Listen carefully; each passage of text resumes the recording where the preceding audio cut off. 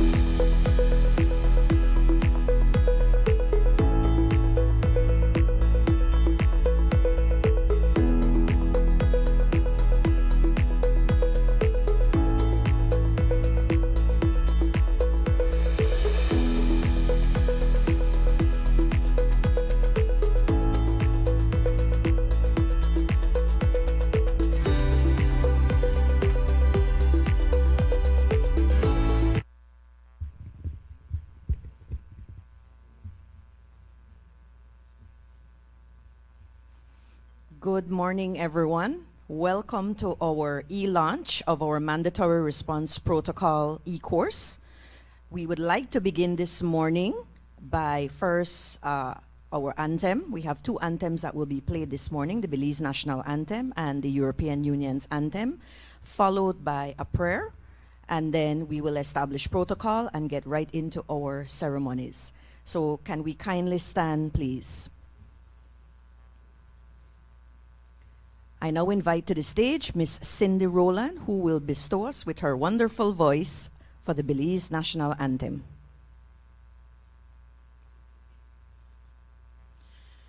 O land of the free by the Carib Sea, our manhood we pledge to thy liberty. No tyrant here linger, despots must flee this tranquil haven of democracy. The blood of our stars which hollows us up brought freedom from slavery, oppressions wrought by the might of truth and the grace of God. No longer shall we be hearers of wood. Arise, ye sons of the Bayman's clan. Put on your armors, clear the land, drive back the tyrants, let despots flee. Land of the free by the Carib Sea. Nature has blessed thee with wealth untold, o'er mountains and valleys where prairies roll. Our fathers, the Baymen, valiant and bold, drove back invaders, his heritage hold. From Prodria Honda to Old Sarstoon, through Coral Isle over Blue Lagoon. Keep watch with the angels, the stars and moon. For freedom comes tomorrow's noon. Arise, ye sons of the Bayman's clan. Put on your armors, clear the land, drive back the tyrants, let despots flee. Land of the free by the Carib Sea. Please remain standing for the anthem of the European Union.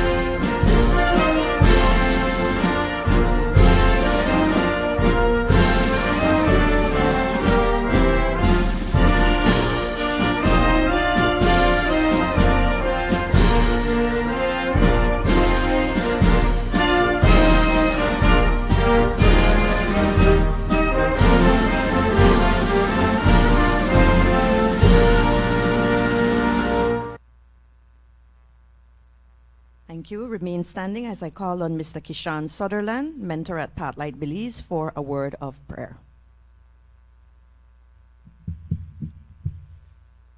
Please bow your head as we give reverence. Our mighty Father in heaven, we are gathered here for this momentous event, the launch of the very first self-paced e-course on the mandatory reporting of child abuse, human trafficking, and family violence, because you have been gracious to us. We give you all the glory and all the praise, because what we planned for is finally being fulfilled. As we start this event, we humbly ask that you grace us with your presence. We ask for your guidance. Let every plan go as per your will. Bless every one of us, more so the people who spent the times making preparation for this event to be a success. The Ministry of Human Development, Families, Indigenous Peoples Affairs, as well as the Ministry of Education, Culture, Science and Technology, UNICEF, the European Union, Pathlight Belize, and NUPCAN. May their efforts never be in vain. May this e-course be a blessing to all those who access it. Be with us and guide us through. We believe you have heard us. May all the glory and the honor come to you. We pray believing in Jesus' name. Amen. All right, kindly be seated. Good morning again, everyone. My name is Consuelo Godfrey, and I will be your mistress of ceremonies this morning. Thank you for gracing us with your presence, and we would like to welcome all our guests. Of course, establishing protocol for our main event today, we would like to welcome the following special invited guests: Honorable Dolores Balderramos Garcia, Minister of Human Development, Families, and Indigenous Affairs; Honorable Dr. Louis Zabane, Minister of State from the Ministry of Education, Culture, Science, and Technology; Honorable Elena Smith, Senator for the National Trade Union Congress and President of the Belize National Teachers Union; Birgit Gertensberg, UN Resident Coordinator for El Salvador and Belize; Elizabeth Mary Lanze Masocini, Program Officer for Human Rights, Civil Society, Health, Gender, and Communications for the European Union Delegation to Belize; Alison Parker, UNICEF Representative for Belize; Tisa Grant, Liaison Officer, United Nations Population Fund;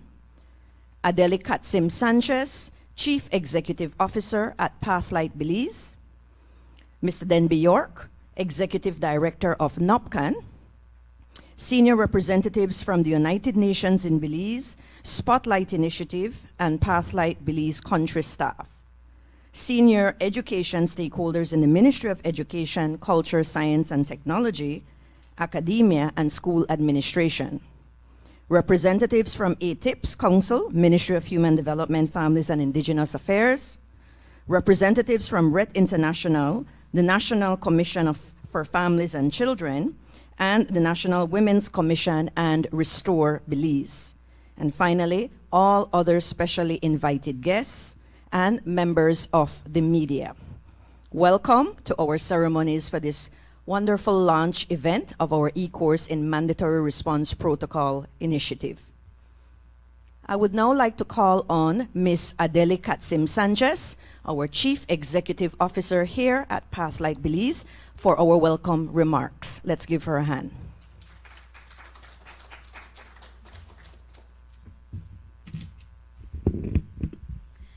Thank you, Consuelo.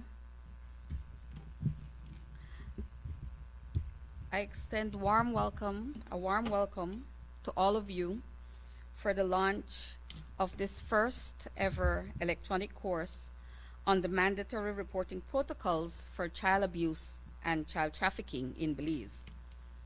This event highlights three very important success factors. The first is multi-sectoral collaboration.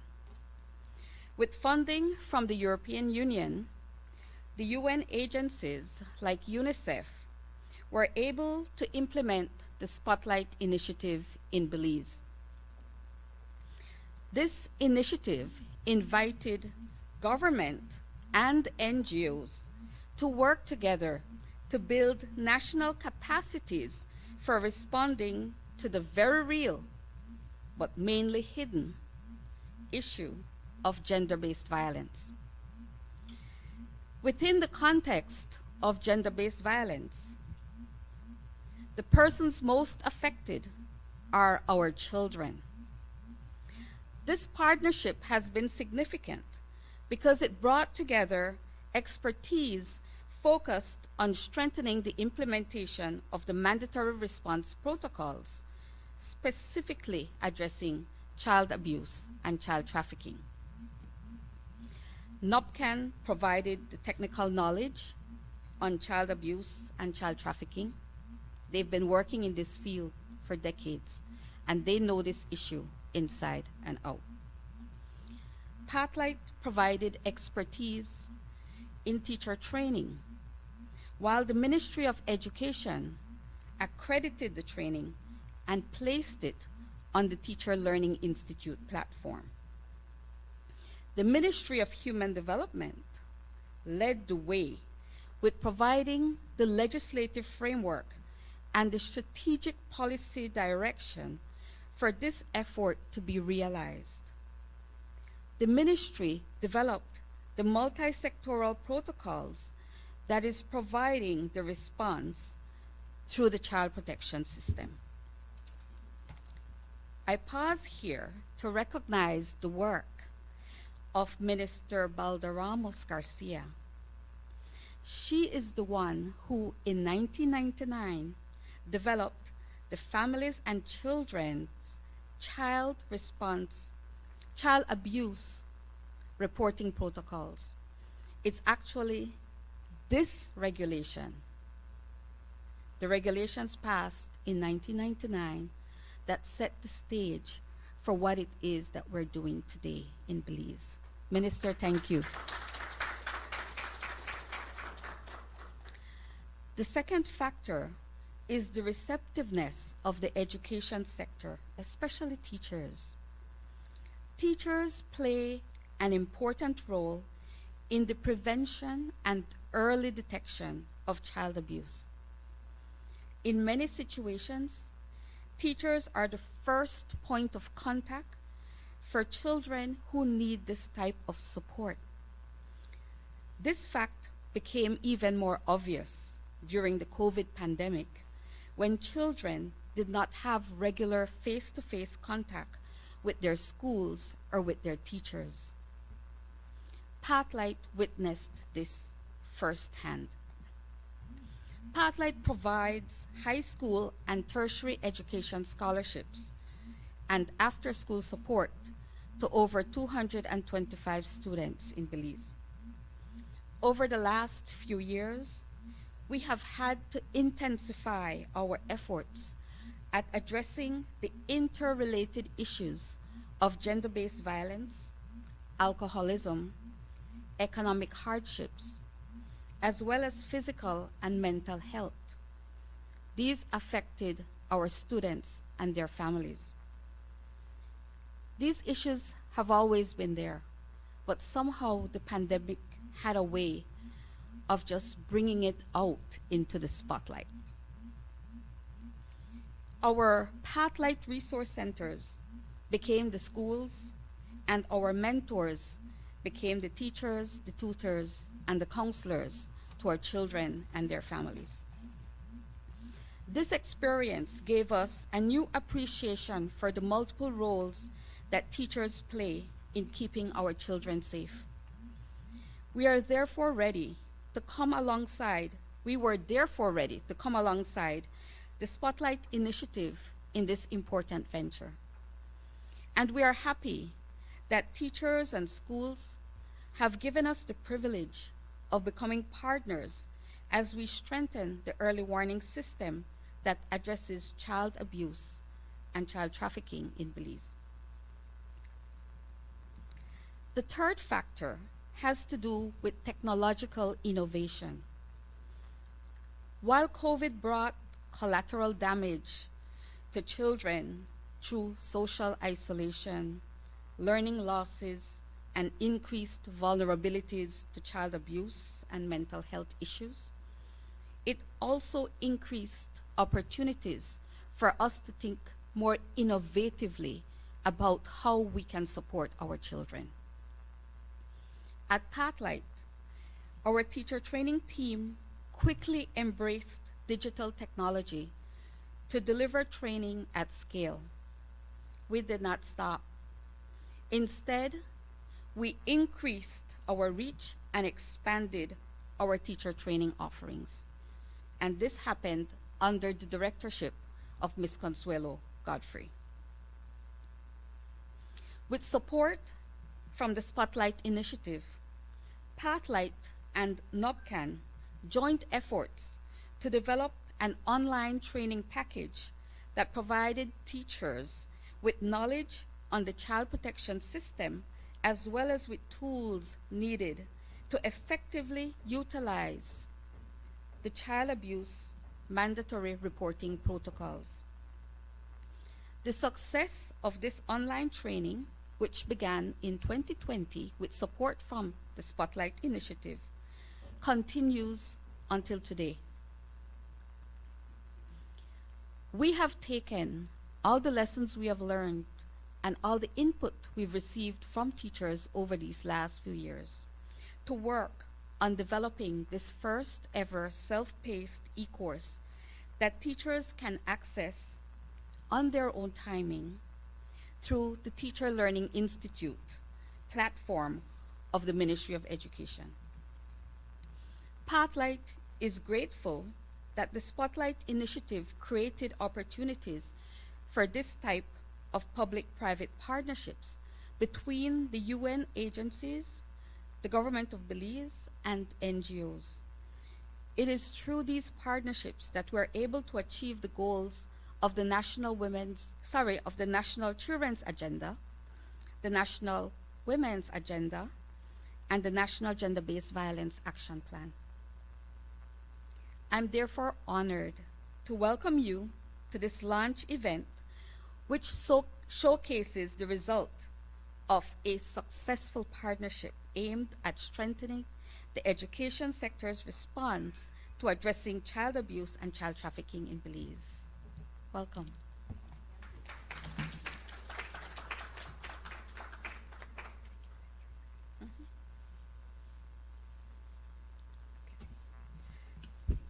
Thank you, Ms. Adeli, for those warm, inspiring words.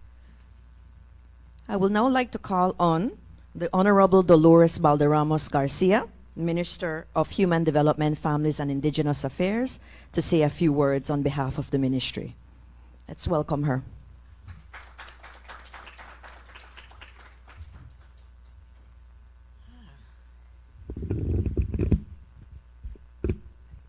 Pleasant good morning to one and all. Why do they keep conference rooms so cold? Anyway, it keeps us awake. You have to run in place. Yes, good morning to one and all. You know, I really hate acknowledging everybody one by one because invariably I forget somebody. But, you know, I acknowledge everybody. But I do want to especially acknowledge our beloved Minister of State in Education, Honorable Dr. Louis Zabané. Louis, you are a wonderful, wonderful partner, very knowledgeable, dedicated, loyal to the work of education in this country. I really salute you. And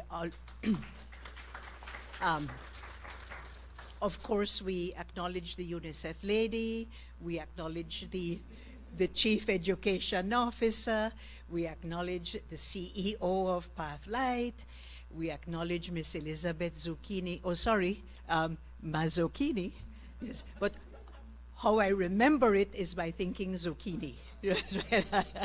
Miss Mazzucchini of the EU, Dr. Aird, welcome, and of course, Mr. Denby. Like I say, I will forget somebody, but I do want to acknowledge all our important partners.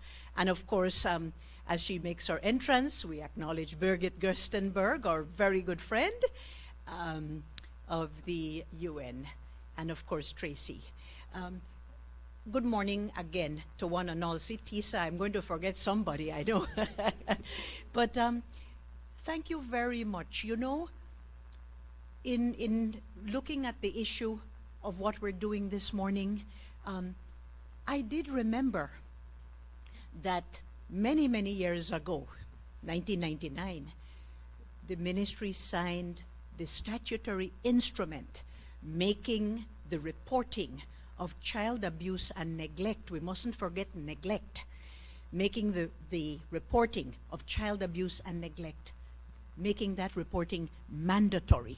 Now we have the issue of trafficking, which has come to the forefront over all these 20-odd years, and any form of abuse or gender-based or family violence. And now that the ministry is that of human development, families, and indigenous peoples affairs, I think back then it was the Ministry of Human Development, Women, and Civil Society, if I'm not mistaken. So there are different iterations, but the work continues. And now that we have the issue of trafficking front and center of our agendas, we must give it that importance. And so working together, making sure that this issue reaches out to teachers in the education sector is so very, very important. We know that we have been dealing with human trafficking in all its forms. And what has been very much on the agenda these days is the movement of people from the Caribbean coming to our country as a stepping stone to get to the United States. This is very serious, folks, because one thing we learned is that the line between smuggling and trafficking is an extremely thin one. In our definitions, we talk about smuggling as the moving of people for money. However, once you introduce the aspect of exploitation, that is where you cross that little, very thinnest of line to human trafficking. And I can hardly think that it is only smuggling if people are having to pay an international ring so much money to be moving from one place to the other with no guarantee of reaching your final destination, and women and children, families being torn apart and being exploited, women being raped, girls being abused. I can hardly think that that is mere smuggling. And this thing is international. I mean, much to our shame, we have Belizeans who are involved because it is so lucrative, you know? So I thought about that. And again, that line between smuggling and trafficking. But let us always remember that once we introduce the element of any form of exploitation, you're talking about human trafficking. Now, I can see many bright faces here this morning, and I want to ask all of us to be the leaders in this initiative, this important initiative of getting our teacher training through the Pathlight and, of course, the European Union and the UN and the cooperation of our ministries, Dr. Zab.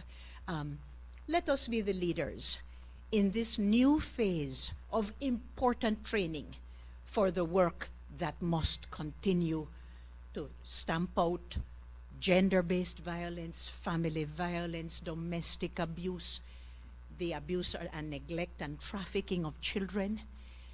So if we can all be leaders, I see many, as I say, bright faces here this morning. If we can be leaders, then I know that we will be making that positive difference that we have to make here in Belize. So the biggest of kudos to Pathlight, to NOPCAN, to our sponsors and important partners, in particular UNICEF. Let us continue that work, the important work of protecting our Belizean children, families, women, even our men from abuse. Because I thought I was looking at a statistic the other day that many boy children and men are victims of serious abuse. And we know that. So we mustn't hide and think it's all women and girls. Families suffer.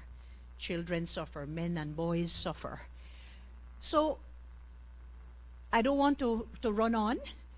I don't want to get carried away. But again, the heartiest of congratulations to everybody who is involved. And again, what more can I say but that we must continue to dedicate ourselves to this vital work for the development of our country. So I want to thank you and congratulate everybody involved. Thanks a lot.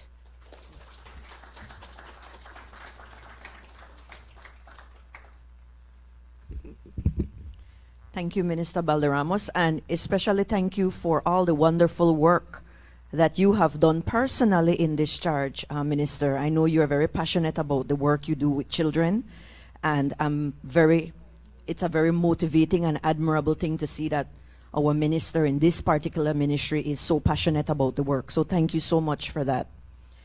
I would now like to call upon our Honorable Minister of State from the Ministry of Education, Culture, Science and Technology, Dr. Louis Zabani, to the stage. Let's welcome him.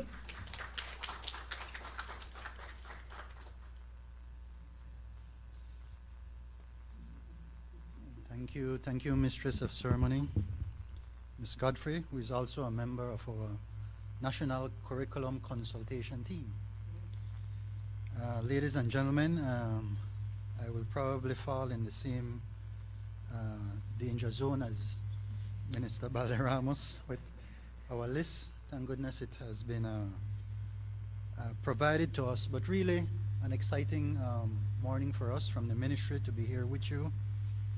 Honorable Dolores Balderramos Garcia, thank you for your kind remarks and for all the great work you have done in making this, bringing us to this place today. I don't see Senator Smith anywhere with us, and I know there was an election last night and there's now a new president-elect, I believe. Excellency Gerstenberg, good morning to you. Elizabeth Mary Lanzi Mazzoccini, I'd like to acknowledge you as well, and Excellency Parker, very good to see you. Tisa Grant, of course, Ms. Adele Katsim Sanchez, Denby York, my good friend, and all distinguished ladies and gentlemen here, our team from the Ministry of Education. The ministry is committed to support this protocol, this initiative, by actively promoting the training of our educators on these critical topics aimed to protect our young girls and women, and by extension, our vulnerable population and all of our families. The data is clear that our society is suffering from a stubborn culture that includes the abuse of females and children in a number of areas, and that worrisomely, these unacceptable practices may be passing from generation to generation. If our thinking condones our practices and actions, then it means that drastic countermeasures must be urgently instituted to bring us back to the path where justice, respect, and honor prevail. We must definitively spot the problems and shine the light towards the right path, and then get on the path post haste. This is why we are grateful for our partnership with Pathlight and the work of Spotlight Initiative, and certainly, as we continue to see, the foundation laid by Honorable Balderramos, her life's work and her team. Together with all partners present here today and others, we are determined to fight and overcome these ills via quality education. A quality education requires purposeful, consistent effort and investment that addresses the entire student's experience. Our new national competency-based curriculum aims to do just that. We are in the process of shifting away from a teacher-centered to a student-centered approach to education. Our progress is to be measured by the mastery of specific competencies vital for sustainable human development, and not by narrow, summative, and many times suppressive exams that are unable to capture the multidimensional areas of growth of an individual. Sustainable human development can only be attained when each individual is able to fully function by having real opportunities for expanding capabilities as defined by the father of human development, Amartya Sen. Sustainable human development is also concerned with justice for future generations as defined by leading scholar Jeffrey Sachs. Our new curriculum, developed by a highly competent group of Belizeans from across the education spectrum, utilizing the UNESCO framework outline and supported by our domestic and international partners, focuses on 7 competencies. These include: 1, appreciation of the sacred nature of the human person and character development. 2, emotional intelligence and effective communication skills.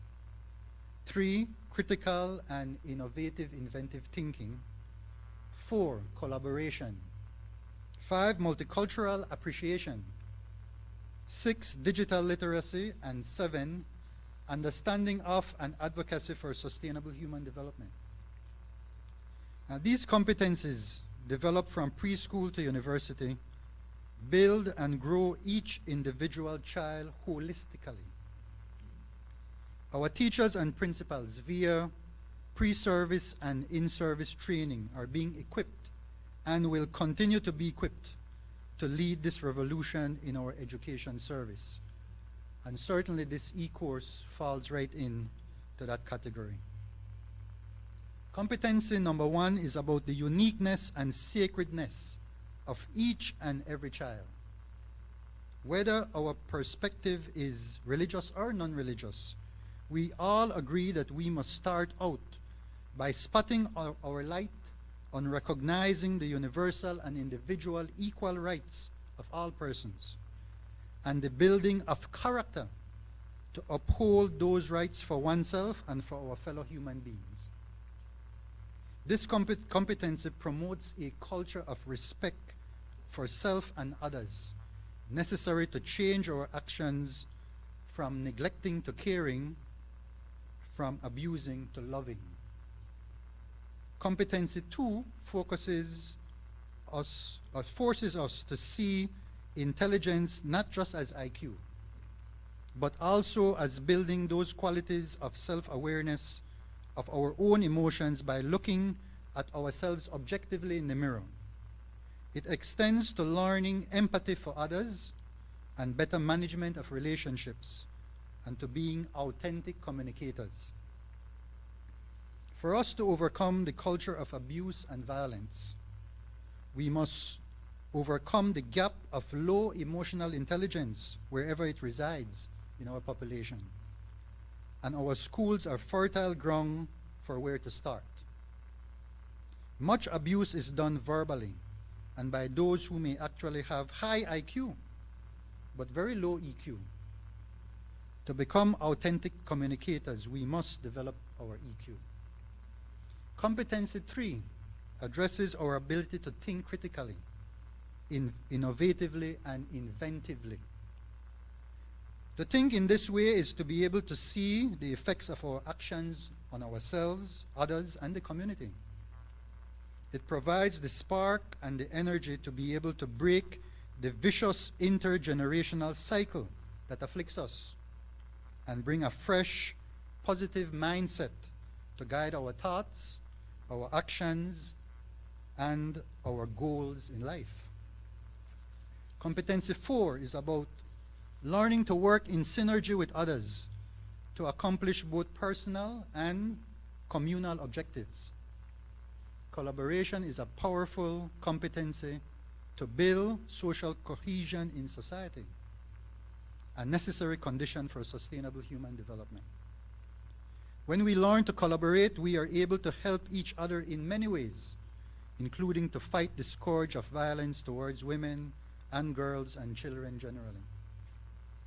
Competency 5 is another factor for social cohesion and the well-being of society. Multicultural appreciation promotes unity via the celebration of our various cultures. This mindset is intolerant to abuse of any kind, especially racial discrimination and class arrogance. Competency 6 of digital literacy provides tools to improve the quality of life of our students as they harness the power of properly using data and information. They develop the knowledge, skills, and attitudes to be able to decipher fact from fiction, the truth from fake news and misinformation. In combination with other competencies such as critical thinking, emotional intelligence, and collaboration, they become able to leverage new technologies for the good of society, including for exposing the adverse consequences of using social media to brainwash young, vulnerable people to become involved in harmful activities such as pornography and human trafficking. Competency 7 is all-encompassing, covering the pillars of sustainable development and the principles of human development.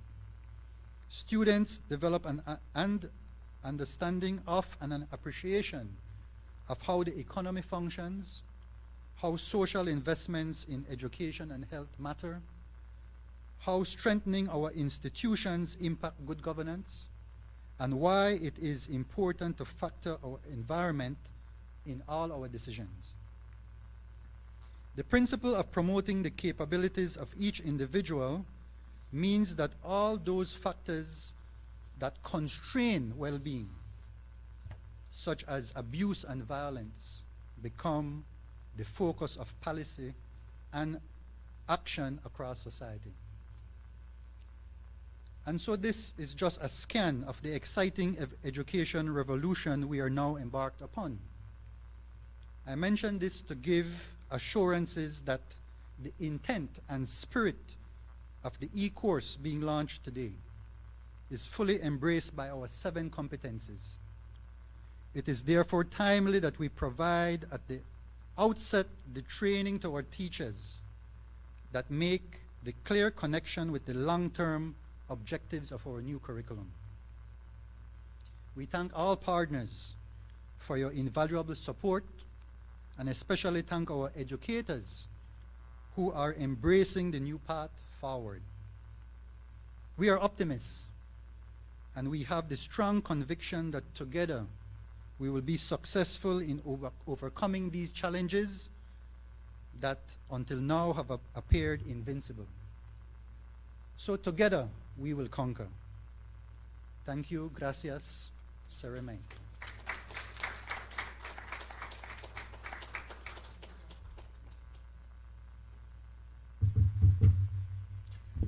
Thank you, Dr. Zabane, for those warm words. And of course, being a technical consultant for the Ministry of Education on the curriculum reform, I've actually learned quite a bit about how important it is for teachers to apply those real-world experiences to what they do in the classroom.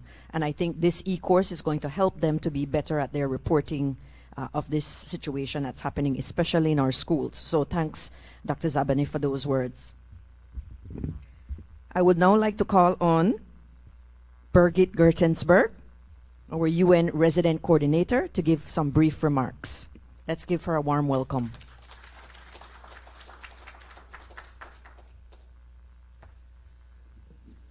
Good morning, all of you, and thank you for receiving me here in this important circle, I think. No? Dear Honorable Dolores Baldaramas, the Minister of Human Development, Families and Indigenous Affairs, dear Honorable Dr. Louis Savané, the Minister of State of the Ministry of Culture, of Education, Culture, Science and Technology, and all senior officials of this ministry here present. Honorable Elena Smith, I think she is not here, no? Yeah. Elizabeth Mary Lanzi Masuccini, the Program Officer of Human Rights, Civil Society, Health, Gender and Communications for the European Union delegation in Belize. All personnel of the United Nations team here present, as well as all the officials of the different ministries being here with us. I have a long list. I think in the interest of time, I skip it here, and you're really warm welcome from my side to this event. I wish to congratulate the government of Belize to this really great initiative. Also all partners for this launch of the mandatory reporting of child abuse, human trafficking and family violence, the e-course which will be benefit teachers in Belize. No? I think all teachers, right? Yes. No? This engagement with all the key stakeholders is critical because it improves the understanding and the value of partnership in building awareness of teachers in all situations, no, in all, for all responses, for all places they are having a role to play, to incite in violence against children and support families to eliminate family violence and create resources in these families for improving the situations of children, not only at the school level but also at community and parents level. No?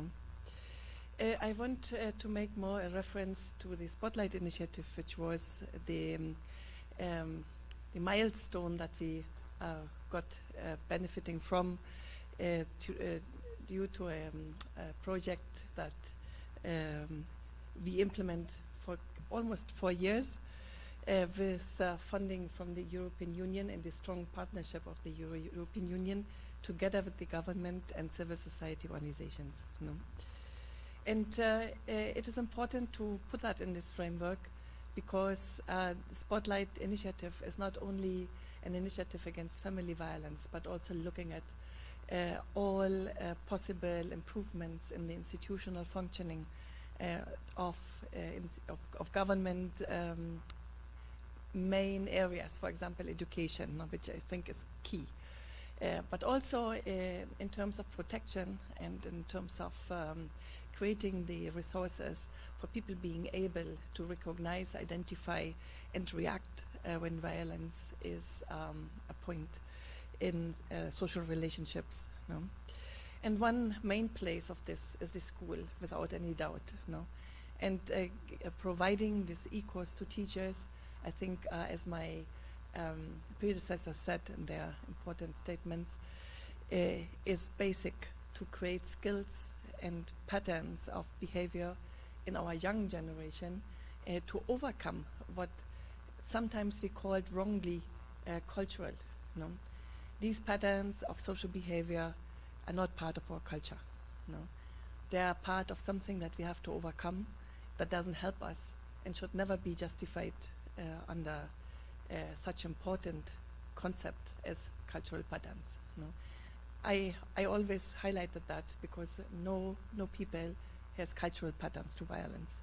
It is something that comes unfortunately with it, but which is a pattern that we should overcome, and especially with children, the most vulnerable of our society.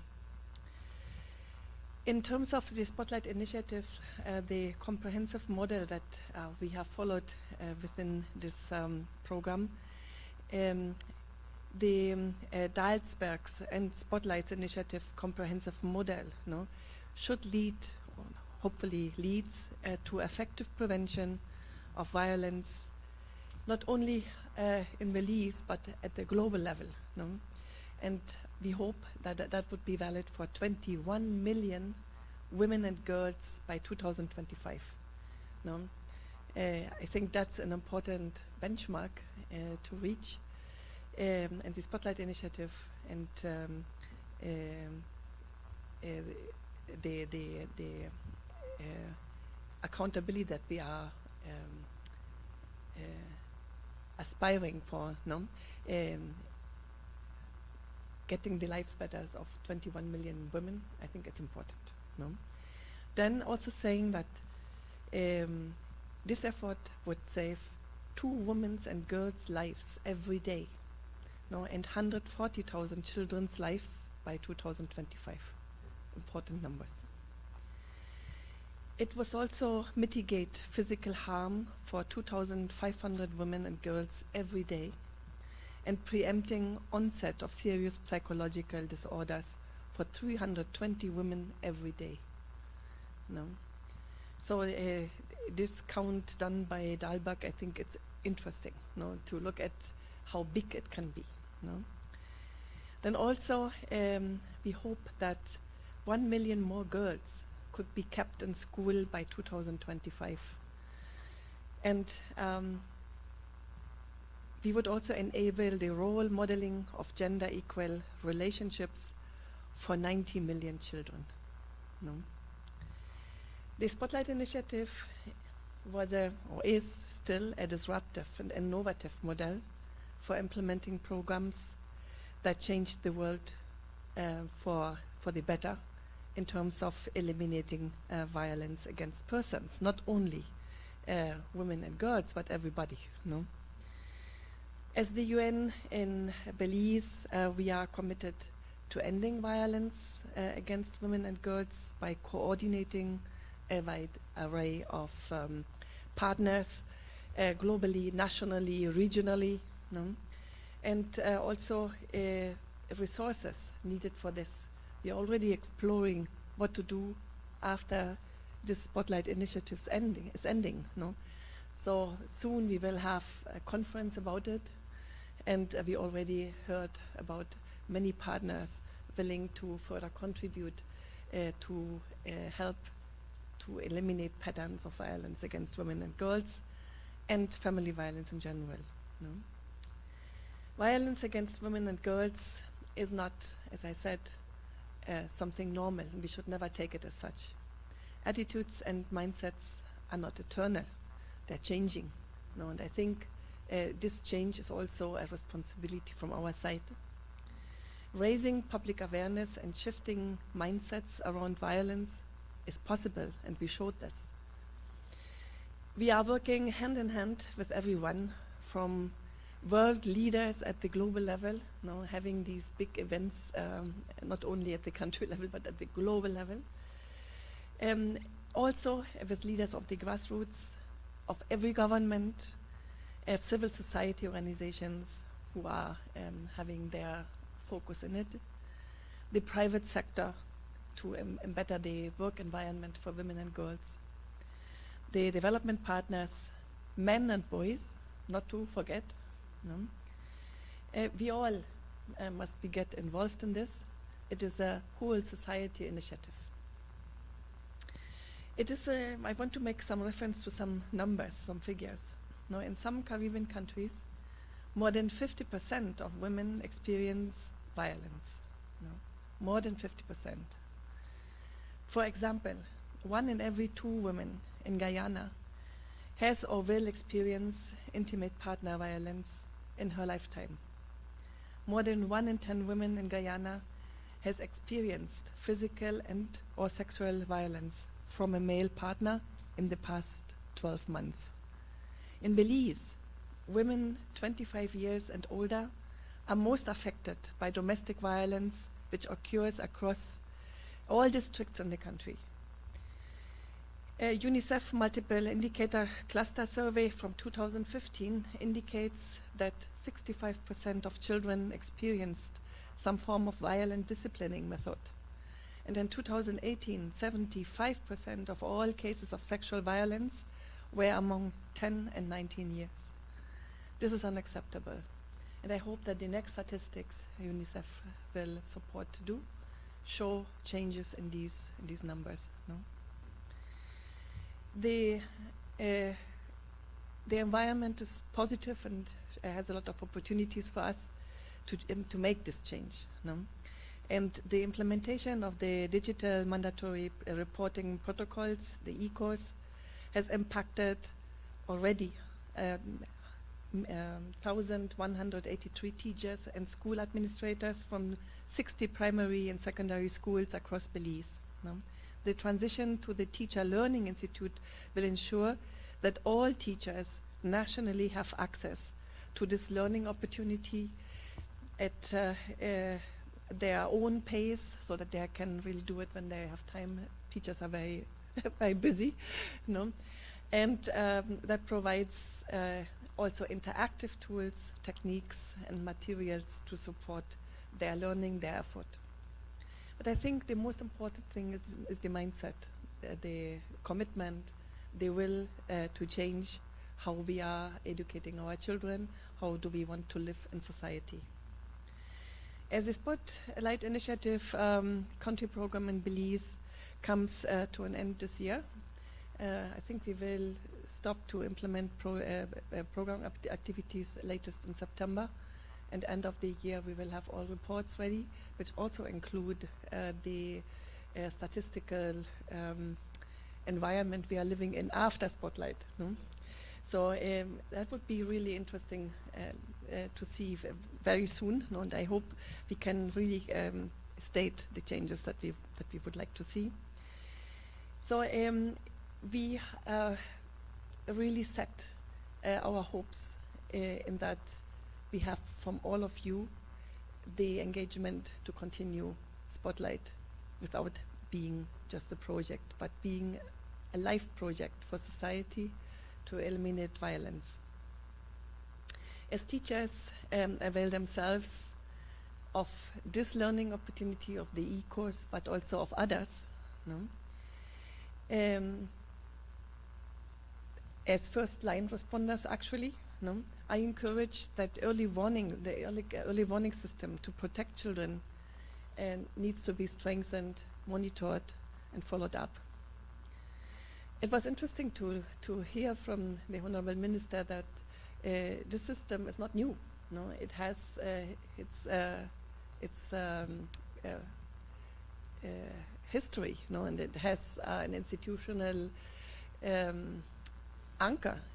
Problem is implementation. No, so I think the protocol may help to really implement, to monitor, to measure, and to convince everybody who has this responsibility to teach, to work in social environments where children are active, to help us to transform the schools to be a safe space for children free from violence. I have to say, I would have loved to stay here over the whole event, but I apologize for not being able to do so because of other events I have also to attend. Because I always have these short travels to Belize. I would love to have them longer, but I have 2 countries to attend, and when I am here, yes, I try to do all what I can. No? So, but I really would reiterate our congratulations to the Minister of Human Development and Families and Indigenous Affairs for her leadership of the Spotlight Initiative, no? Because I think that was great and made it a success. But not only your ministry, but yes, others as well. We reached out really to have a very coordinated effort on this. So I find that the e-learning course we are celebrating here is one very important result. No? And in the same manner, I also want to acknowledge the important contributions of the Pathlight Belize, the Ministry of Education, Culture, Science and Technology, the National Organizations for Prevention of Child Abuse and Neglect, the European Union, UNICEF in the first place as a lead organization in our UN family, and all other partners who have participated in this. I'm very proud to see this event happen, and also very interested in listening and hearing yes, know what comes out of it. Thank you so much, and I wish you a very good event.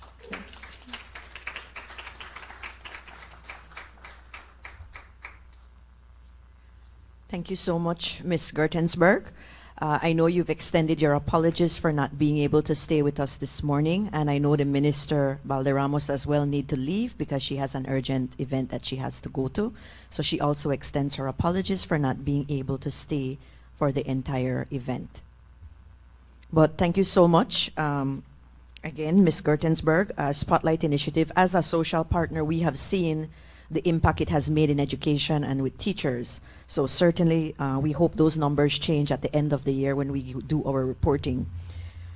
I would now like to call on Elizabeth Masocini, who is the Program Officer for the EU, Human Rights, Civil Society, Health, Gender, and Communications, to give a brief remark, which then we will then have a break and do our course introduction and demonstration.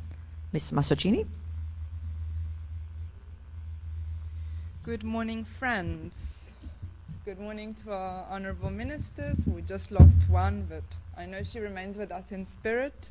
So Honorable Minister Valderramos Garcia, Honorable Minister Zabane, our friends from the United Nations, Birgit, Alison, Tisa, Tracy, and all the other friends from the big UN family, Mrs. Adel Katsim, Mr. York, and all other friends present. I'm very happy to be here. For those who don't know, I manage the Spotlight Initiative for Belize at the level of the European Union. I tend to make my remarks quite personal, so I'm going to tell a couple of stories today. Marisa Paradisi was the name of my favorite teacher in primary school, and Fiorella Sigismondi was instead my favorite teacher later on in high school. They're Italian names because I was brought up in Italy. My father's from Italy. I'm sure you all remember your favorite teachers from school very well. I will not ask you the names, but maybe I'll ask you in the break. The truth is that we remember our teachers for life. This is because the teachers, after our parents, are really the most important caregivers. They have a huge influence on us as we're growing up. And probably sometimes we looked at our teachers as role models, but also as helpers in when we were going through maybe a difficult time in our life. And I remember personally a couple of situations where I did not ask for help, though I was having a difficult moment, but the teacher understood that something was happening, was able to detect some signs from my behavior. And in particular, one experience, I was 11 years old and I had a friend in my classroom who was Jewish. We were friends and he started being bullied at school because of his faith. And sadly, this didn't happen in the 1940s during the Holocaust that we have heard about, but it happened in the 1990s in Italy. And even today, there's still some discrimination and racism, not just in many places, including in European societies. So this went on for a while, no? And then, because I was his friend and I started defending him, then I started being bullied as well. But somehow it was difficult to kind of speak out about it, no? In the school environment. I even ended up being beaten up once by 2 boys. And somehow one of the teachers spotted that there was something wrong. And eventually all came up. And as a result of this, the school management took some measures to intervene. They involved parents, they involved counselors, and they even took all of us, the whole school, like 500 kids, to watch a movie about the Holocaust that stirred a lot of discussion at the time, and I still remember this movie. So my point in sharing this personal story is to say that it took only one teacher to change the course of action, and things could have gotten a lot worse if that teacher had not been able to detect the signs from our behavior to understand that something was wrong. So similarly, I really believe that this e-learning course that is being launched today targeting teachers, and well, it's actually a course that is useful for many other mandatory reporters. Teachers are one important kind of ally, but there are others that are important as well. The police, nurses, and so on. So, but this course is very critical really to equip the teachers with knowledge and skills that can help them detect and really become agents of change to ensure that children are offered the best possible safeguards and are protected from violence, and they do receive the necessary assistance if they fall victims of violence in the family environment. I think teachers are really among the most important people in our societies, and really at European Union level we're very glad to have partnered and provided financial support for the development of this distance learning course. And as others have said before, but I should reiterate it, we do stand against all forms of violence, sexual and gender-based violence, domestic violence, family violence, and through the Spotlight Initiative in Belize and many other countries, you know, we're trying to make a contribution. It doesn't reach all the time. There are things we were not able to do through Spotlight, but we're really trying to kind of advance this shared agenda of preventing violence and assisting victims. And again, this is a very concrete tool today, and I really hope that it will reach as many teachers as possible. Birgit has already mentioned that the program will come to an end by the end of this year. This said, we hope that the Spotlight will live on, because it has been really a catalyst. It has had a huge catalytic force in convening so many of us to work jointly together. So it's not just a project name. I like to believe that it will remain really as a flagship initiative also here in Belize. And just to say thank you to those involved, of course, Pathlight, UNICEF, the Teacher Learning Institute that will see this through, all of our UN partners, our ministry partners, NOPCAN, and others. And I wish you all the best in rolling this out. I'm very much looking forward to see what results we can get. I know this will live on well beyond the project. So thank you so much. And we all have a responsibility to end violence. As we know, I think we're just preaching to the converted here today, but I think some people are following through live streaming as well, so hopefully the message will get across. So let's make it happen. Thank you.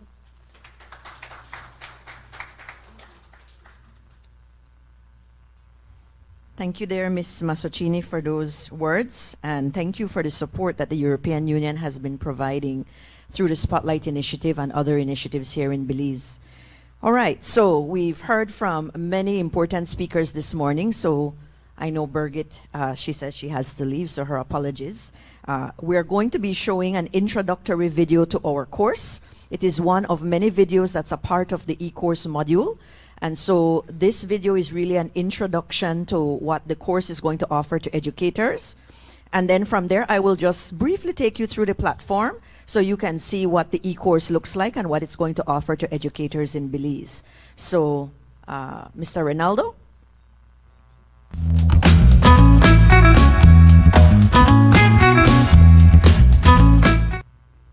Welcome, teachers, to this self-paced e-course. My name is Consuelo Godfrey. I am the director of Pathlight Belize Teacher Training Program. Pathlight Belize welcomes all teachers to this training entitled Strengthening Child Protection Actors Through Mandatory Reporting and Response Protocols for Teachers. This training is brought to you through Spotlight Initiative Belize, Pathlight Belize, the National Organization for the Prevention of Child Abuse and Neglect, NOPCAN, and the Ministry of Education, Culture, Science, and Technology. Pathlight Belize, through the partnership with Spotlight Initiative and NOPCAN, has been working together since 2020 in providing teachers with adequate, up-to-date training in child protection services. The Spotlight Initiative, being coordinated through the UN system, has been effective in building national capacities for addressing gender-based violence in Belize. The UN has supported and developed a new policy framework as well as strategies and protocols. Pastlight is thankful for the investment that UNICEF is making to strengthen the education sector's response to gender-based violence. Teachers are a significant stakeholder, particularly because they interface with the child protection system. This self-paced e-course is designed to build teachers' capacities for the mandatory reporting response protocols. This self-paced e-course will take participants through 4 modules. Each module will briefly provide information on particular sectors of the mandatory response protocols and referral systems in Belize. Module 1 takes the teacher through an introduction of child abuse indicators, talks about an overview of the history of child abuse, speaks to the battered child syndrome, and look at the causes of abuse and the profile of an abuser. The module also takes participants through the signs and indicators of 4 common types of abuse, and takes participants through the signs and indicators of grooming behaviors. Module 2 will take participants through the legal framework, which includes laws for mandatory reporting for teachers and community persons who come in contact or work directly with children. Module 3 will take participants through the reporting process, procedures that teachers need to take to report suspected cases of child abuse, and best practices for how and when to report. The module also provides teachers with information on how to report, and it provides them with strategies in responding to children during the reporting process. And finally, Module 4 will take participants through the referral process. In this module, teachers will be provided with information regarding to what happens after a report is made to the Department of Human Services. And it is also important for teachers to understand the important work that the Ministry of Human Development, Families and Indigenous Affairs work in protecting and advocating for the protection of children. As key stakeholders in education, we all play a significant role in implementing early warning systems to protect children from abuse and neglect. Teachers, because of the nature of their duties and the fact that they work with children on a daily basis, further emphasizes the need for all educators in obtaining the right information and be able to respond effectively when called upon to do so for protection of our children. The Mandatory Reporting and Regulation Law, CAR, of 1999 mandates that all persons whose job and employment involves contact with children must report suspected cases of child abuse and neglect and trafficking to the appropriate authorities. These modules are designed not only to inform teachers of their duties as protectors and educators of children, but it provides a stark reminder of how valuable and delicate the welfare of a child is in the hands of adults. We would like to thank UNICEF's Spotlight Initiative, the National Organization for the Prevention of Child Abuse and Neglect, the Ministry of Education, Culture, Science and Technology, the Ministry of Human Development, Families and Indigenous Affairs, Pathlight Belize, and all education stakeholders for making this self-paced course possible for the educators of Belize. We all need to do our part in protecting the children of Belize. So let's begin.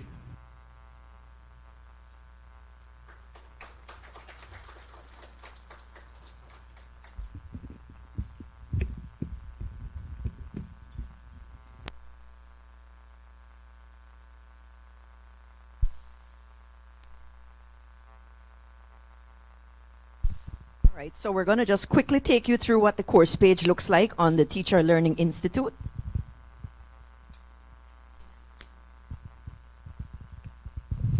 Ronaldo is going to be my assistant today.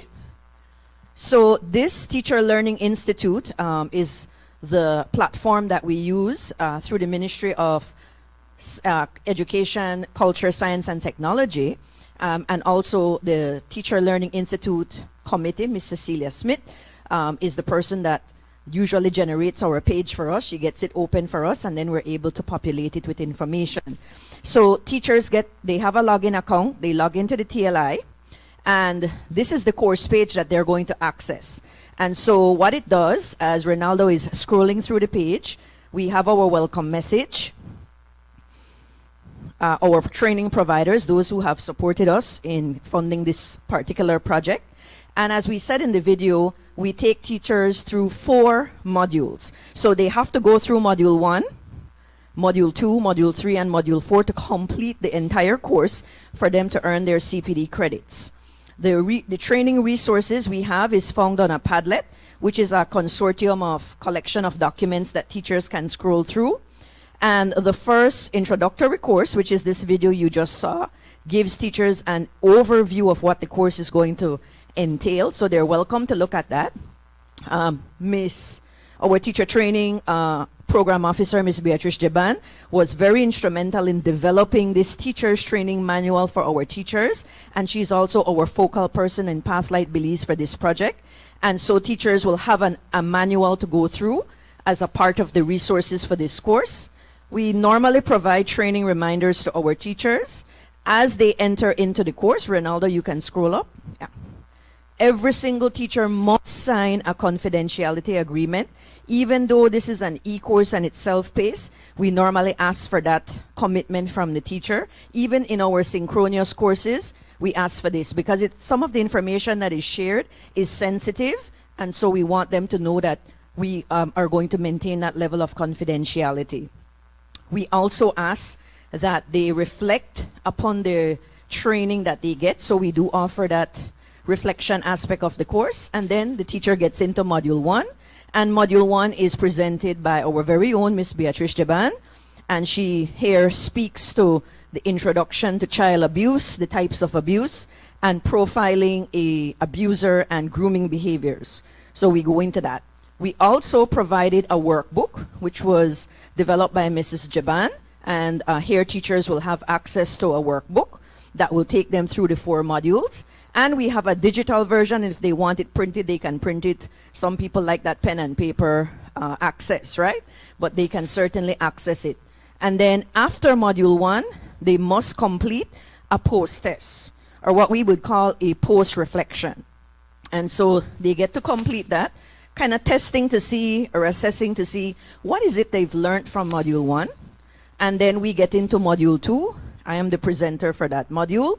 And we actually, this module here, and I'll just say this because we've actually reached 2,000 teachers in this training so far. This particular module here is important because teachers are not aware of those laws. They really don't know what those laws mean, and they don't know what those protocols mean to their duties as teachers. And so one of the things we have found in our training with teachers is that when we reach the legal framework, we spend a lot of time with that because they ask a lot of questions. But because this is a self-paced course, teachers we're going to offer a platform that they could ask those questions, and then we will go back and answer those questions. So if teachers have a question about some particular aspect of the law, we would offer that service to them as well, right? And then, of course, module 3,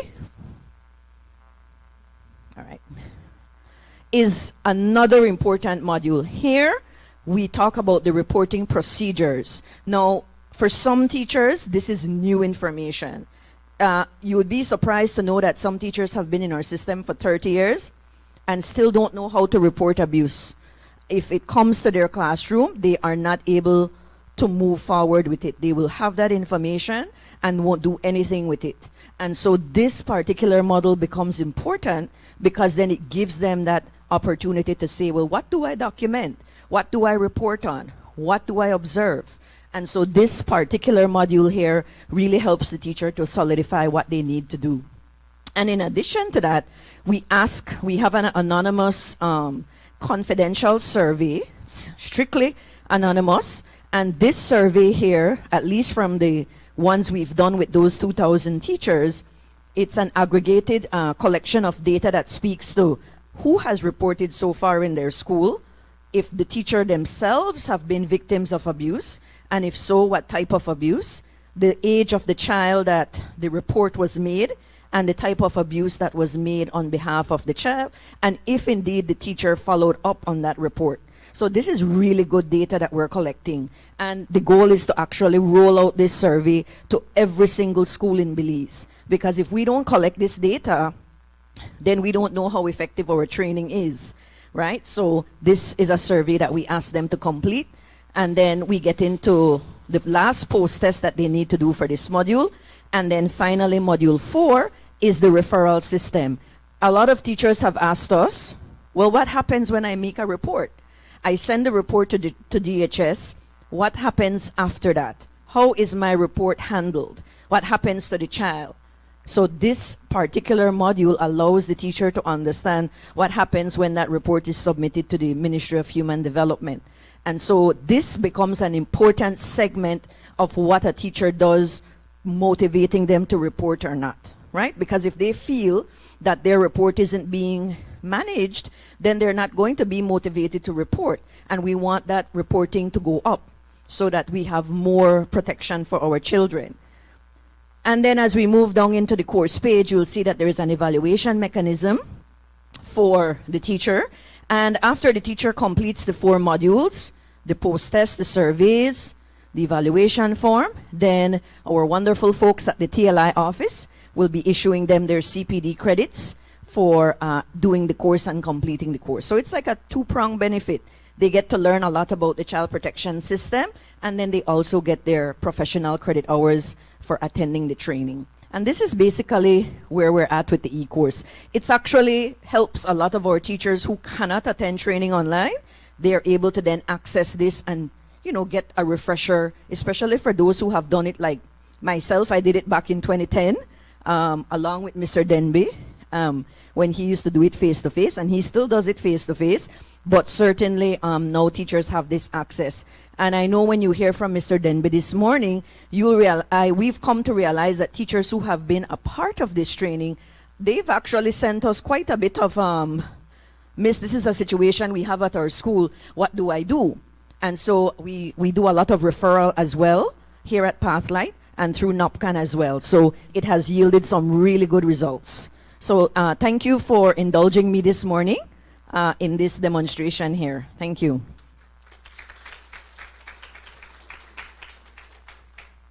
And then now I'd like to call on the man himself who has been doing this for over 20 years with educators in Belize, Mr. Denby York, our Executive Director for NOPCAN Belize. Mr. Denby, let's welcome him.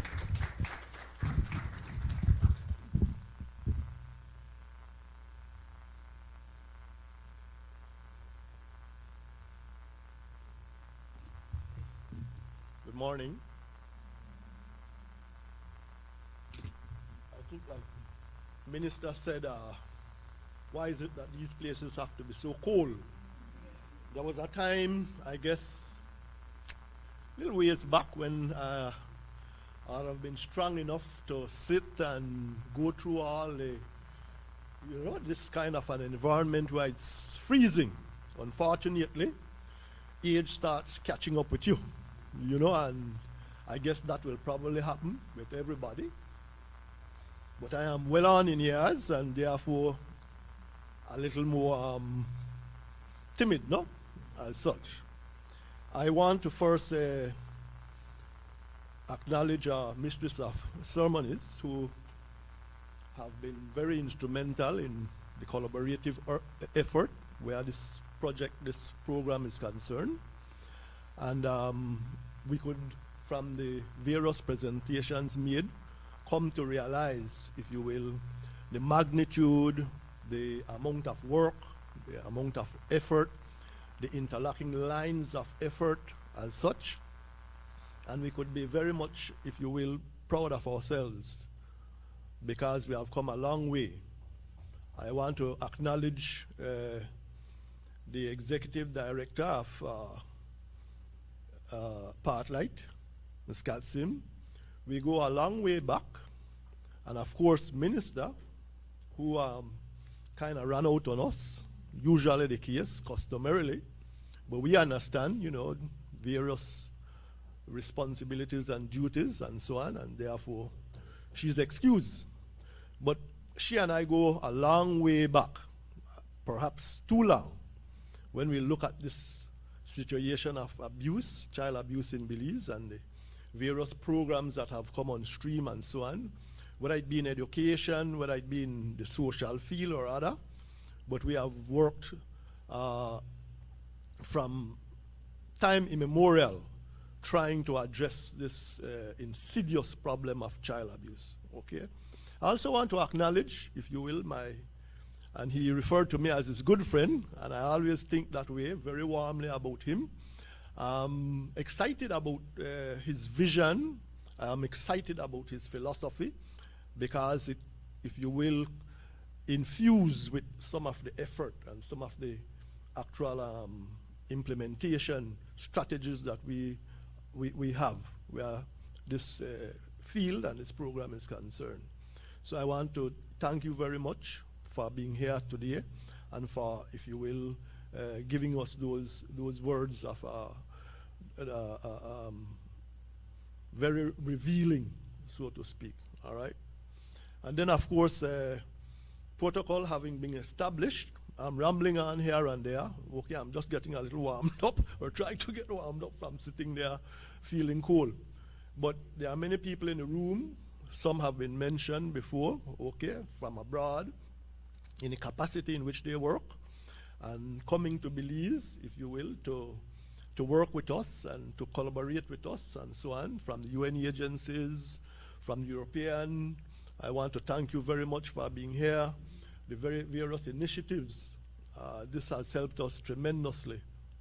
The Ministry of Human Development, I want to, if you will, ensure that they are given credit, because right from around 1999, as Minister had said, when within the legislative framework, they signed the Child Abuse Reporting Regulation, we took off from there. And in my case, the work that I do, I almost always, like a visionary, trying to look all the way down the road and to see the actual complete picture of what it would be in terms of child protection in Belize. And so, looking back, I am thinking to myself, you know, with all the various developments in our country, with the kind of problems that we face, social and other, with the family, and where we are today. And I'm thinking when we look at child abuse, it's far different, much different from when we were all the way back in the times in the 50s and 60s, when I went to school, and the kind of things that we did or were considered delinquent, you know, and things that were not appropriate and so on, and the kind of abuse that we were subjected to from our parents and from other members of the society. And I like to tell stories too. I'm not so good at it at this time, but I'm more a writer and a visionary than I care to, if you will, divulge. I've written a couple books. I haven't published them yet, but sooner or later they'll get published, hopefully. But I want to share a little story about what happened where child abuse is concerned and my experience. When I was in primary school, they had what you call a day of time of reckoning, because they would give the tests. They would give you arithmetic tests, spelling tests, and all that in the morning. And by afternoon, the teacher would have corrected all the papers and so on, and they would lay the books out on the table. And then the teacher would come, and during the course of the day, he or she would have a special corner for with a basin, and in that basin of water was a sash cord. I don't know if you know what a sash cord is, okay? But that was soaked in the basin all morning. And I thought to myself, I was be regarded as a little above average student, you know, so I never really got into trouble when it came to failing subjects and so on, or failing tests. Unfortunately for me, there was this particular day when it seemed like all hell broke loose.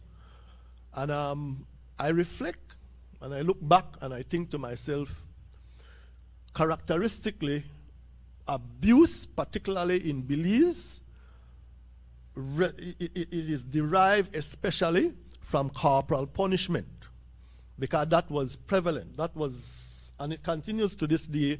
But in school, it was part of the pedagogical strategy for disciplining of children. And so, you know, I expected that, but it was done in such a way that it is mind-boggling to think that that was taking place in our society. So teacher laid out the books and you'd get arithmetic and you'd begin to read out the grades. So you'll call Consuelo 100, so and so 90. But 50 was the cutoff point. And so you would be sitting there and you'd be, okay, 100, okay, Consuelo got 100. I should not be far behind her, you know, 90, and it got down to 80. And I was thinking, but how come my name not called yet? You know, something is amiss. And then it got down to 50. Then I began to become very worried because I thought to myself, something is happening here today. And when it got down to 50, my name was not called. So that meant something. That meant that in the front of the class was a desk. And they would call you one by one, and you'd come to the front of the class. Now, I'm talking about a standard 6 class. So we were a little aged in the sense that, the girls and the boys, you kind of have to put on a facade, machissimo. You know, that was the thing. And so I was sitting there, and when my name was called, I had to come to the front to be whipped with the sash cord. And I thought to myself, well, you know, you kind of have to put on the brave and bold walk. So I was like, yeah, manage this today. And I'm sauntering up to the front, and they had the desk. But the teacher goes through a ritual. He's a male teacher, and he goes to the corner. He gets the sash card out the basin. He soaks it. Okay, he pulls it. And then he says, bend over. And then you bend over. But he wouldn't put you this way. You turn you to face the students. Okay? And you bend over. But when you bend over, you kind of looking in the eyes of your fellow colleagues, right? Your fellow students. Again, you have to put on that steely, kind of. And I'm bending over and I'm looking. No, I'm not used to that view. Because I don't get whipped like that. But that was going to happen today. Now, my mom used to tear my butt just about every day. Mothers beat the hell out of it. Father did, but mother did. But here I was going to experience something that I've never experienced before. And it traumatized the hell out of me. So I bent over, and he picked up that cord, and the first whoop that came down on my butt, okay? Have you ever been to an abattoir where they kill cows? Seriously. What they do, they get the cow, and they stab them behind their neck. And the knee of the cow would drop. The only thing that held me up was the desk. I was thankful that the desk was there, because I was still trying to show this, I'm strong, I could take this. By the time he was finished with me, I got about 2 or 3 of that for failing, below 50. time that was finished, I had to go back to my seat. But I didn't know how my body would react. And my body was like, I think I am going back where I came, with my bones. But my feet and so on weren't cooperating. So everybody in the class would see I was nervous, I was kind of in shock. But the children were very sensitive too. They wouldn't laugh at you, they wouldn't smile, they would just keep their head down. Why? Because the teacher saw anybody smiling, laughing or so, they would get it too. I was thankful for that. So I got back to my seat and to think that all was well and everything, when I sat and my butt touched the chair, the nerve endings there and everything, it was like I'm getting it all over again. I sat on the chair, but I have to put on again that face. Now I'm sharing that very quickly with you so that you get a picture. All right? Now what did I do? I was asking myself, what the hell did I do to deserve this? Now many children through the history of Belize, particularly where the system within the education system is concerned, within the homes, all right, that's what they endure. And worse than that, okay, that was done officially because it was sort of, like a ritual. Your parents don't go through that kind of ritual, except my mother did to a certain extent. Because what she would do, she would say, foul in a foul coop, no hard for catch. If I knew or sensed my mother was going to whip me, I'm gone. She would have to catch me running. Okay? And then, when you are in your bed, sleeping, she would come very quietly in your room, and she would stand and keep looking right at you. And then you wake up suddenly, and you look up in her eyes, and she will say, the thing about my mother, I think she was what's the word to describe her? No, she was crazy. Because she would look at me in my face, right? She would look at me and then she'd say that thing, foul in a foul coop, no hard for catch. Then she would start beating the hell out of me. And then she would say, oh, but I remember. You remember 2 weeks ago. She remembered 2 weeks ago, okay, that I had done something, and I'm going to get it too for that. Well, to come back to the being in the classroom, when the teacher was doing that, it was spelling time. So they get the books, start calling, Consuelo, 100. So, and I'm thinking, oh no, it's getting down to 60. And it gets down to 50. And you know what happened? You'd have to come back out there again.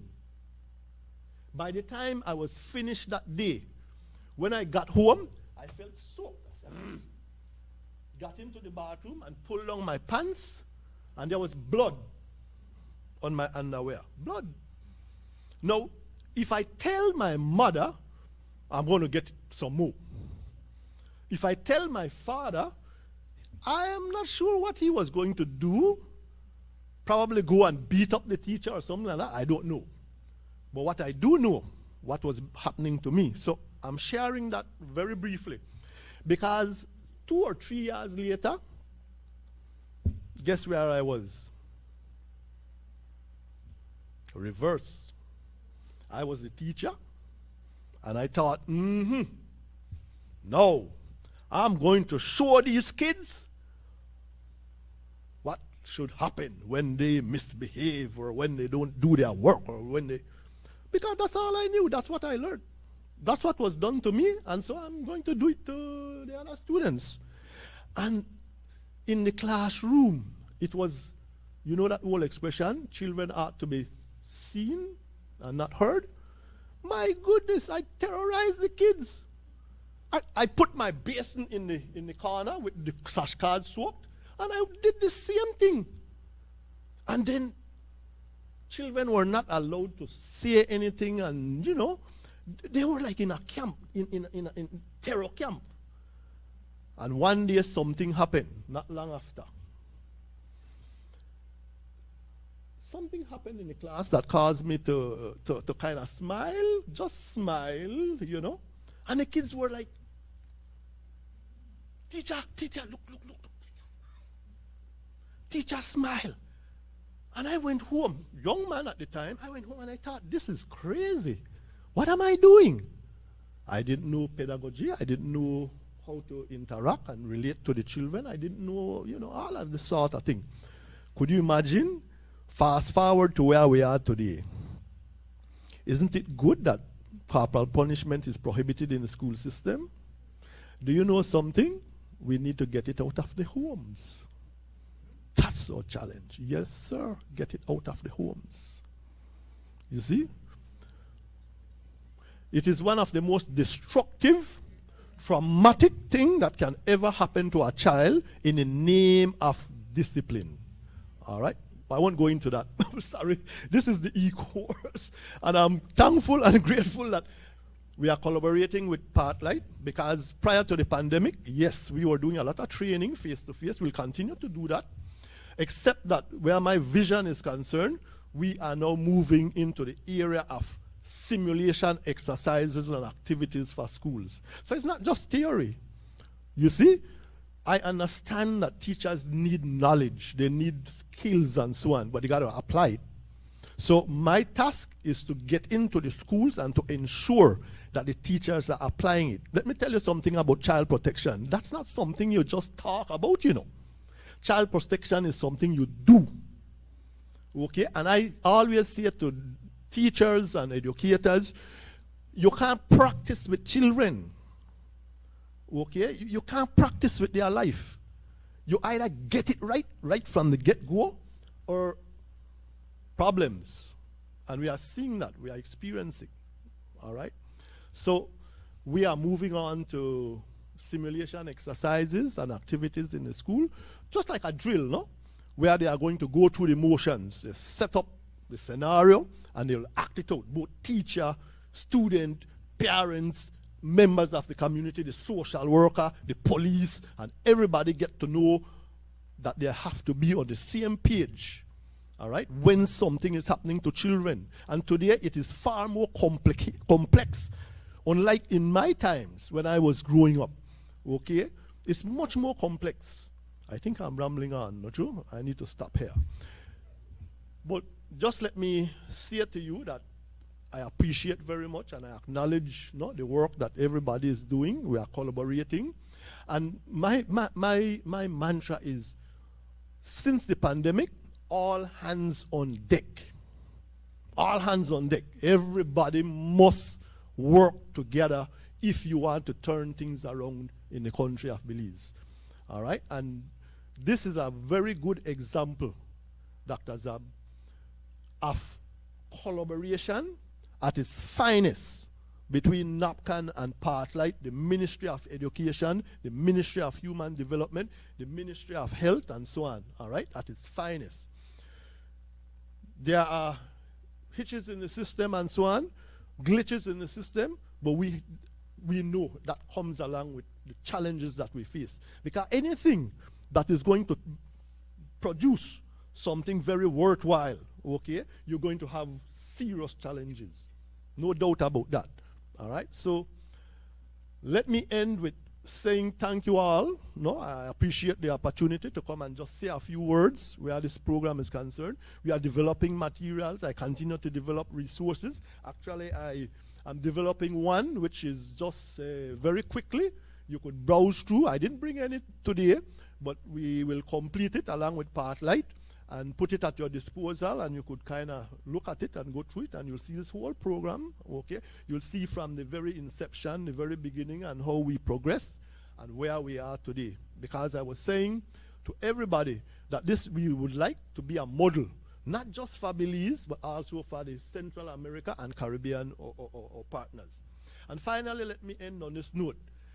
Did you watch the cross-country race? You watched it or listened to it? My goodness, wasn't it perfect? Yeah, everybody was screaming and so on. Let me tell you something. Hold on. I can't pass up this opportunity, Dr. Zab, to say this. 1965, was, I believe, the first time I ever went behind a cross-country race. Where were you in 1965? Never born yet. There you go. 1965. And I went behind Dr. Aird cross-country race from then till 1979. I never missed a cross-country race. I rode 69, 70, all right? And I'm saying that to you because of the kind of challenge that you face, the suffering, the pain, you're not trying to overcome and all that sort of thing. So I know about that. But look at where we are today. All right? Look at where we are today. And I never believe, if you calculate from 1979 to 2023, how much years is that? About 40 odd years. Am I correct? About 40 odd years. Do you know what happened to me? Did anybody see me? You didn't see me, not true? I actually had a front row seat to the cross country because the idea came to me to restore the original sound of tune of the bugle. Many of you might not know that, no? But maybe Dr. Zab, there was an original tune. Ta ta ta ta ta ta ta ta ta ta. An original, not the harsh race one. There you go. Exactly. And I wanted to restore it. So I set out on a project to restore it. And it included going in front of the cross-country race. So after so many years, I was so privileged and blessed to be riding in the vehicle even before the police. Okay? Yes, you should go back and look at Channel 7 and all the videos and see it. And the buglers were there blowing. It was one of the most, incredible experience and sight. Okay? The Belizeans were out in force. I've never ever seen Belizeans. I've seen them, hyper and whatnot in other events and even the cross-country race. But never before like that, Dr. Zab. And I tell you, coming into the city, when they heard Oscar is going ahead and may become the champion, we were ahead of the race with the police blaring behind us and when we hauled on that boulevard, I'm telling you, I'll never ever forget that experience coming on that boulevard. The police were blowing behind me and I thought they were telling me move over. What they wanted was for me to speed up, and we were speeding up. My bugler, they bust their lip.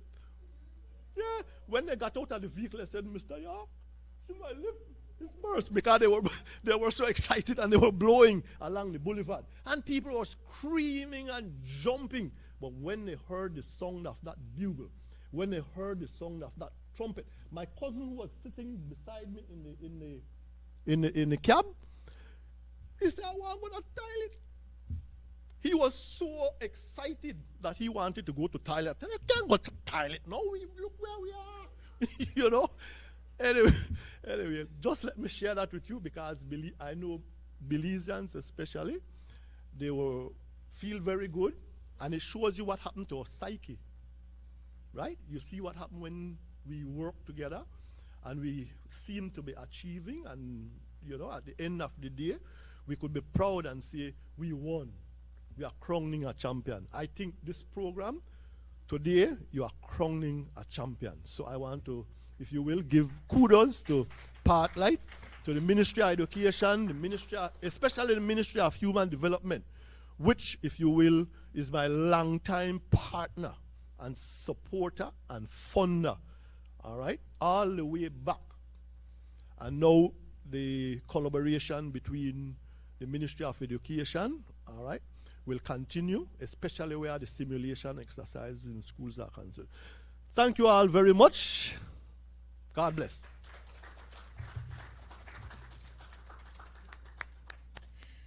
Thank you, Mr. Denby. I think you revived up the room a bit with your stories.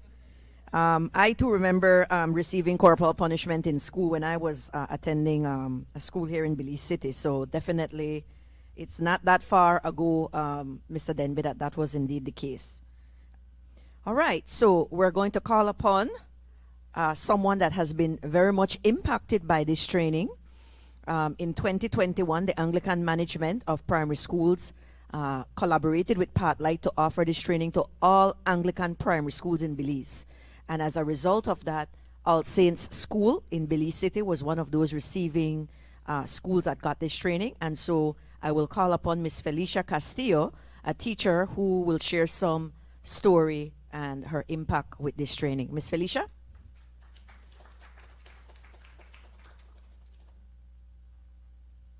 Good morning. Thank you, Ms. Godfrey. Good morning to all distinguished guests, organizers, participants, supporters of this mandatory reporting response protocol launch. The great Nelson Mandela once said, and I quote, "Our children are the rock on which our future will be built, our greatest asset as a nation. They will be the leaders of our country, the creators of our national wealth, those who care for and protect our people."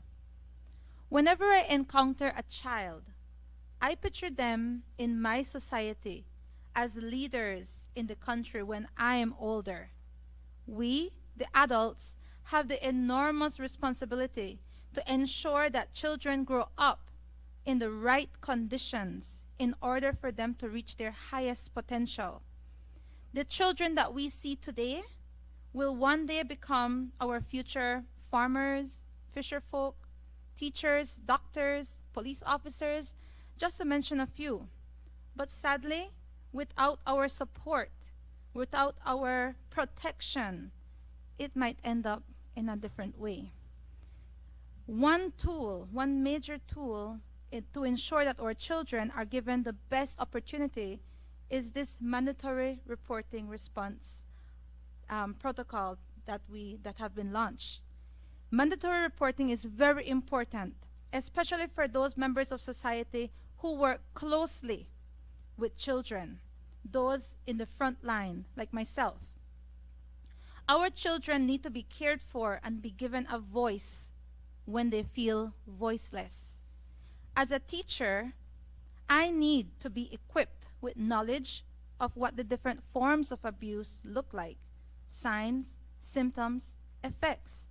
I need to be educated on the protocols put in place to get children the help they need and to do it in the proper way with using the proper channels. As a teacher, I need to be cognitive of the physical and emotional effects of child abuse and neglect on children. It is also very important to learn how mandatory reporting ties in with the laws of Belize. When I first did the training with Mr. York, I did not know that it was in the law that I must report. I was very privileged to attend and moderate previous trainings with Pathlight personnel, namely with Ms. Beatrice Jaban and Ms. Consuela Godfrey, also with Mr. Demby York, on the mandatory reporting response protocol. I was in a position to learn of its importance and of all the principles behind it. I participated in highly interactive and informative group activities and stimulating discussions. I engaged with other teachers and in order for us to enhance our knowledge of this mandatory reporting response protocol. With the mandatory reporting response protocol launch, more teachers who are in direct contact with children will have access to this valuable information and be equipped with the skills to address matters of abuse and neglect in an effective manner. We need to learn how to guide, comfort, encourage, and uplift a child who has been abused and to help them work through that process. We are in the position of making a difference in the lives of children. Children look up to us, so it is only important that we look out for them. They need to know that there are people in society who will protect and guide them to be their best selves. I believe today's launch will give everyone, all teachers countrywide, and hopefully in the region, a platform on which they can educate themselves, they take a refresher course. For myself, after watching Ms. Godfrey explain how the e-course is, I am excited to begin today, if it's already available. uh, it will give us this tool for us to help the children. It is by law that we must report any incident of abuse or neglect, but it is also our obligation and in good conscience that we must report for the sake of the children. The children are our future. Let's keep that in mind. What kind of future do you want to grow old in? Let us work together to be the voice of our children, especially the voice of those children who feel voiceless and hopeless today. Thank you all. Thank you to everyone involved.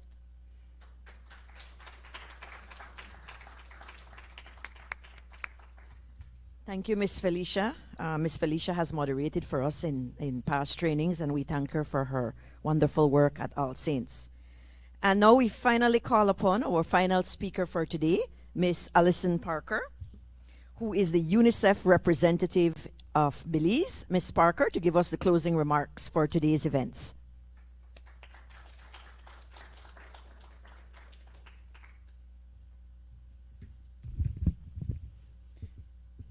Good morning. It's still morning, right? Yeah. Good morning. Okay, let me try again. Good morning.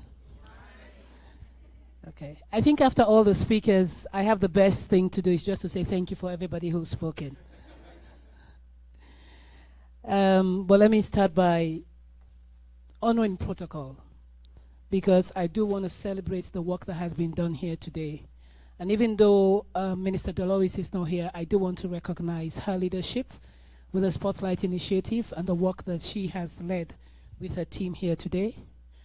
To Honorable Dr. Louis Zabane, the Minister of State of Education, he's been a formidable partner and champion change in terms of advancing the curriculum reform for Belize. Not an easy feat, but I think an important one for us if we're going to be relevant to the 21st century. To members of the National Union of Trade Union and Teachers Union, to our resident coordinator, who I know is juggling a lot of pieces today, but she made a commitment of being here. To my colleagues from the UN system, members of the Ministry of Education, I see a whole team here today. I think that's a real testament to the fact that you are championing this. To Mr. Demby York, thank you for being such a strong advocate for child protection. I can see your passion for that, and I'm really pleased that UNICEF can support what the government has been doing in this country. And to all the NGOs and CSOs here today, let me first of all really appreciate the fact that UNICEF can be a part of this formidable team.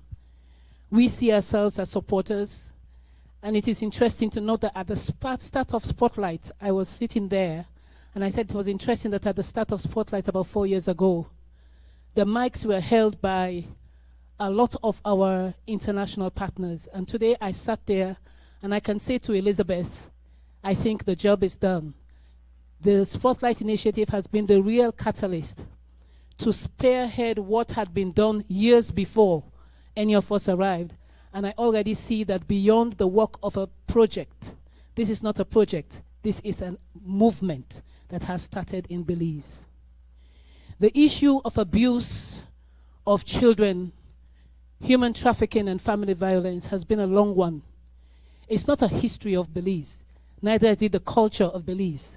Using the words of my resident coordinator, it's an issue for change, and change is possible. Over the years, we have seen across many nations that what was deemed impossible was made possible, not by policymakers, but by people. Individuals who decided that enough is enough, and we are ready for that change. And today, the nations that we call developed nations, the nations that we call the bastions of democracy, were actually translated from very conservative, very violent environments to where today their legislation and their people can declare that they're free and they have freedom of expression and opinion. Today is another part of that movement where the teachers are coming on board to join the call to end violence against children and to be able to report abuse and exploitation. During the COVID-19 pandemic, we were able to go around the country, and when the school closures were going on, and I personally met a lot of young people, young boys, young girls, who say, we want to go back to school. And you ask them, say, why do you want to go back to school? He said, because I need my teacher. I need to talk to my teacher.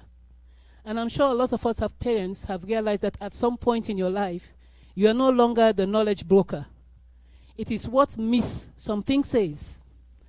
You may tell your son or daughter that this is the way you multiply. Say, no, no, no, no, no. Miss Elizabeth says it's like this. And what Miss Elizabeth says, you can't reverse it. It shows the power that teachers can have on students. All of us seated here in this room today are products of knowledge that has been transmitted to us by our teachers at all levels in our lives. And I believe the journey we'll continue to endeavor to achieve will also be done by those who will continue to teach us, either by experience or by coaching, even in the workplace. For us as UNICEF, child protection is the core of our work. And I want to just speak to 4 key areas as part of my summary learning that I got from my English teacher many years ago. Let me see. She's not alive right now, so I'm not sure whether she will assess whether I passed or not. But I'm going to try to attempt that summary learning. And the first piece of it is partnership. The issue of child protection cannot be handled by just one ministry, one entity, or one group. The protection of children starts in the home. The primary caregivers, the parents, the grandmothers, the aunts, the uncles, the senior siblings in the house are those who form you as an individual. What we're explaining here today and what we're sharing by Mr. York here today is what he went through as a child and how that began to inform him in being an adult. He had to stop himself at some point and say, I cannot continue down this road. And I think this is what each and every one of us can tell ourselves. I will never repeat the harm that was done to me. I will never be that person that I was afraid of in school. And I think if we start to be the person that we were afraid of in school and start being the person we hoped they would have been, whether it was our mother, our father, our grandmother, absent or present, we will begin that massive movement that we want to achieve. The second piece of it is multilateralism, and that we can bring not just national partners, but bring in international partners with best practices, knowledge, resources, technical assistance to help us to move the agenda forward. And that's formidable, and we really want to use the opportunity to thank the EU for being here and supporting us. Spotlight is a real spotlight. May we continue to make sure that the light doesn't go out because of funding, but the light keeps on shining because of your child and my child and your granddaughter and my grandson and my great-great-grandson and my great-great-great-grandson, that this movement will continue with that spotlight. The next piece I think is important is the national ownership. I'm really pleased, and I spoke to that at the very beginning. Thank you so much, Pathlight. Thank you also to all the NGOs, all the CSOs who are championing this. Thank you to the teachers who have seen that this is an important piece. And together we can build a child protection system. It is important for us to build that system. It's not just about identifying, it's also about the knowledge to know how to identify. And when you identify, how do you support the person? And when you support the person, how do you refer? And when you refer, making sure the system is working to respond to those children. Because reporting is just one part of the element. Whilst we are sitting here, a child has been abused, a child is being abused. What are we going to do to make sure it stops and it doesn't happen again? In your neighborhood, when you see your neighbors doing things like that to children, do you have the space to go stop them, to tell them, bring this child, let's have a talk. This is not the way we handle it. I know maybe they may be difficult, but how do we work on it together? And I think we all have that collective responsibility. The third part of it is that we must make this happen. We must translate this from the platform to the child. It has to happen for every child. In the classroom, in the home, on the street, we have to translate this from the platform to the child. And I believe this is what we are looking at. And I think Mr. York was saying, I'll be going around the schools to make sure that after they have their certificate, they make sure that they're doing it. My team will tell you that I usually tell them that before you give a teacher a certificate, they have to do like 3 months practice in the classroom to show that they have translated their knowledge into practice, and then you would get the certificate. Well, I'm not sure it works all the time. See, the teachers are looking at me as if they say, oh. But I think it's important that what we learn really helps the children in the classroom. As I close, I just want to speak to 3 key areas that I want us to look at. Children do not usually fit the needs categories according to the protection needs they experience. They are so varying, they are so diverse. But they demonstrate the fragility that they experience as young people and how this affects their physiological, psychological, mental, and even cognitive development as they go up. As abuse is one of those mitigating factors against the well-being of children. UNICEF is supporting the Ministry of Human Development and partners right now in doing the first ever evaluation of the child protection system in Belize, looking at all aspects of child protection and seeing whether the best interest of the child is being addressed. We hope that we can bring all of you here in the room together when that evaluation is completed, so we can see the roles and responsibilities of each and every one of us in making sure that a system is efficient and functional. And again, I want to thank the Ministry of Human Development for being open and acceptable to such an initiative here today. Innovation comes from challenge, and I'm really happy that, we all talk about the challenges of COVID, but COVID has its positive. And today, what would have taken years to achieve, I'm sure we've reached 2,000 teachers already. If we were doing it face-to-face all the time, I'm not sure we would have reached 2,000 teachers. So this self-paced learning is really a great initiative, and I hope that other modules can maximize the TLI, and we are able to reach every teacher. The potential is high, and that's my last and 4th point, taking to scale. Minister can correct me if I'm wrong, we have over 100,000 students in Belize. With just this initiative, we can reach 100,000 people in Belize. Looking at the population of Belize, that's over 20% of Belize's population can be reached just through our teachers. And so I know there's a huge task and responsibility being given to our teachers. But together as UNICEF, together with the government, together with the CSOs, we want to assure you that you do have our support, and that together we can make Belize the best place for every child to grow, thrive, and develop. Thank you so much for being here today, and have a wonderful weekend. Thank you.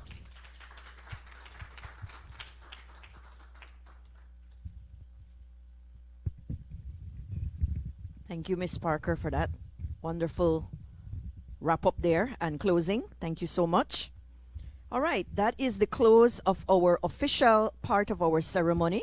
We are going to ask for the officials at the front, the diplomats and the officials at the front.